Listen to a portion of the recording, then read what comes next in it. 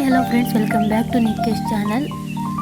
ಸಬ್ಬಕ್ಕಿ ಖೀರ್ ಹೇಗೆ ಮಾಡೋದನ್ನು ನೋಡೋಣ. 10 ನಿಮಿಷದಲ್ಲಿ ರೆಡಿ ಮಾಡ್ಬೋದು. ಇದನ್ನು ಕುಕ್ಕರ್ಗೆ ಸ್ವಲ್ಪ ತುಪ್ಪ ಹಾಕ್ಬಿಟ್ಟು ಸಬ್ಬಕ್ಕಿನ ಹುರ್ಕೊತಾ ಇದ್ದೀನಿ.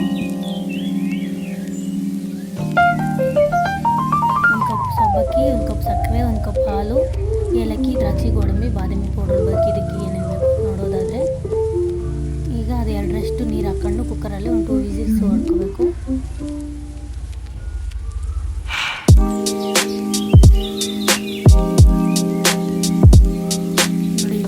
ಆದಮೇಲೆ ಈ ಥರ ಬೆಂದಿದೆ.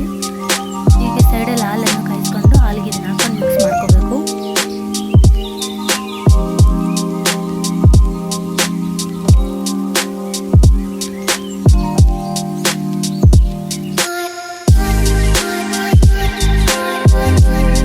ಬಿಸಿ ಆರಿದ ಮೇಲೆ ಬಾಡಿ ಹೀಟ್ ಆಗಿದ್ರೆ, ಉಷ್ಣ ಆಗಿದ್ರೆ ತಿಂದರೆ ತಂಪಾಗುತ್ತೆ ಬಾಡಿ.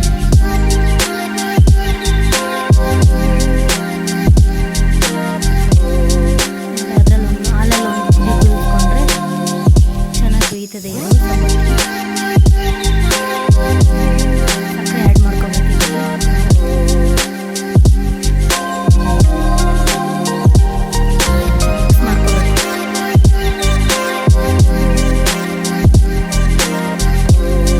ಬಾದಾಮಿ ಪೌಡ್ರ್ ಆ್ಯಡ್ ಮಾಡ್ಕೋಬೇಕು. ಇವಾಗ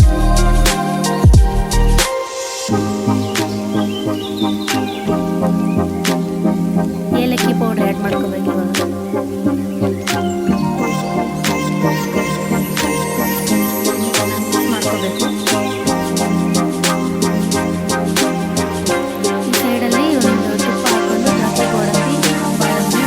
ಫ್ರೈ ಮಾಡ್ಕೋಬೇಕು. ಫ್ರೈ ಮಾಡ್ಕೊಂಡಿದ್ದಾರೆ.